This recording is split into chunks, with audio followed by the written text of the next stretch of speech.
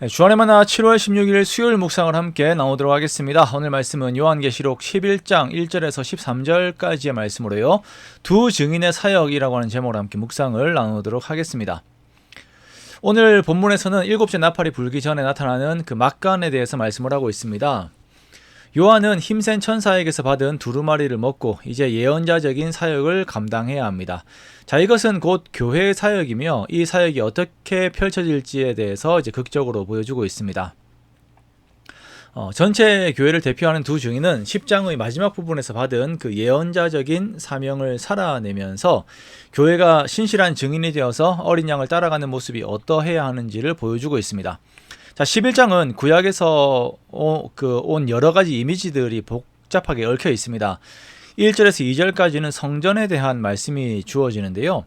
요한은 갈대를 받아서 성전과 제단과 그 안에서 경배하는 자들을 측량하라라고 하는 명을 받습니다. 여기서 요한이 측량하는 성전과 제단 같은 것들은 눈에 보이는 것이 아님을 우리가 역사를 통해서 알 수가 있습니다. 왜냐하면 성전을 측량하라라고 하는 명을 받았을 때는 이미 예루살렘 성전이 로마군에 의해서 파괴가 되어서 이제 서쪽의 벽밖에 남지 않은 그러한 상황입니다. 그러므로 이 성전은 건축물이 아니라 어떤 상징과도 같은 것이죠. 자, 이러한 성전의 측량은 에스겔과 스가랴에서도 동일하게 나타나고 있으며, 자, 이것을 측량하는 의도는 성전을 보호하기 위해서입니다. 스가랴 2장 5절에 보면 여호와의 말씀에 내가 불로 둘러싼 성곽이 되며 그 가운데에서 영광이 되리라라고 말씀을 하십니다.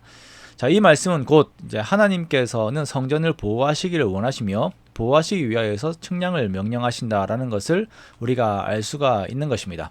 자, 그리고 앞에서 말씀드렸듯이 요한의 시대에 성전 건물은 없어졌죠.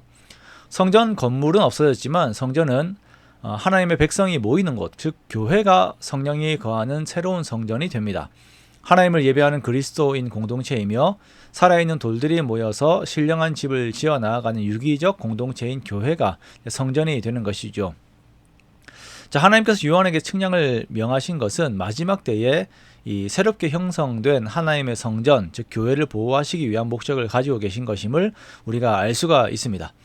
자, 오늘날 우리들은 그리스도의 몸된 교회들을 돌보기 원하시는 하나님의 마음을 우리가 알아야 할 것입니다. 그리하여서 혹여나 우리들에게 어려움이 있다 하더라도 우리를 구원으로 이끄시며 보호하기 원하시는 하나님께서 우리를 위하심을 믿고 감사하며 더욱 담대한 우리가 되어야 할 것입니다. 자, 그리고 성전의 바깥은 측량을 하지 말고 그냥 두라라고 말씀을 하십니다. 그리고 이곳은 3년 반 동안 짓밟히게 될 것이다 라고 말씀을 하시죠. 성도들은 구원을 위한 하나님의 보호하심이 있지만 그러나 세상에서 임하는 환란이 성도들을 괴롭게 합니다. 자, 이렇게 세상의 환란과 하나님의 보호하심 안에 있는 교회는 이 땅에서 증인의 사역을 감당하게 되어요.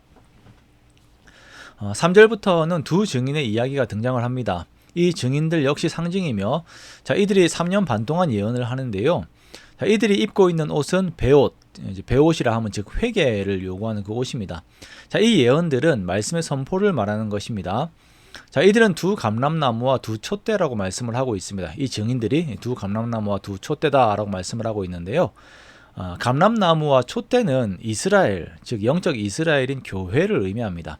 자, 교회들은 이 땅에서 권능과 함께 말씀을 전하게 됩니다. 그리고 이 말씀의 사역이 끝날 때에 이들은 짐승으로 인해서 죽임을 당하게 되어요.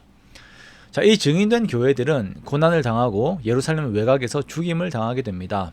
자, 이러한 내용들이 시대들마다 있겠지만 요한이 보는 시각에서는 로마에 의해서 죽임을 당한 자들이 바로 이러한 교회들이 되겠죠. 자, 땅에 사는 자들은 죽임을 당한 교회를 보고 기뻐하고 즐거워하면서 서로 선물을 보냅니다. 그러나 하나님의 영이 그들 속에 들어가게 되자 이들이 발로 서게 되며 구경하는 자들이 크게 두려워하게 됩니다.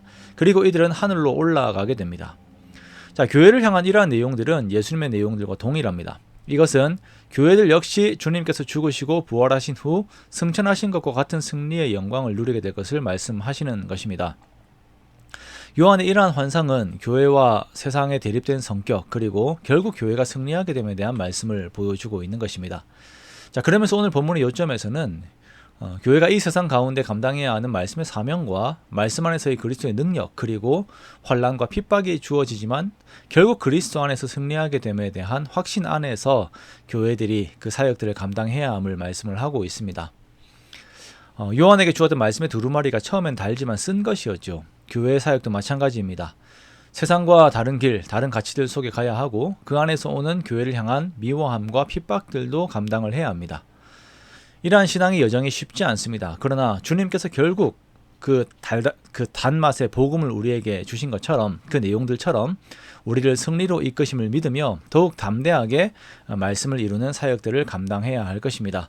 그렇게 오늘도 교회를 승리하게 하실 주님을 의지하여 더욱 담대하게 주의 일들을 감당하는 저와 여러분의 복된 삶들이 되시기를 주님의 이름으로 축원합니다.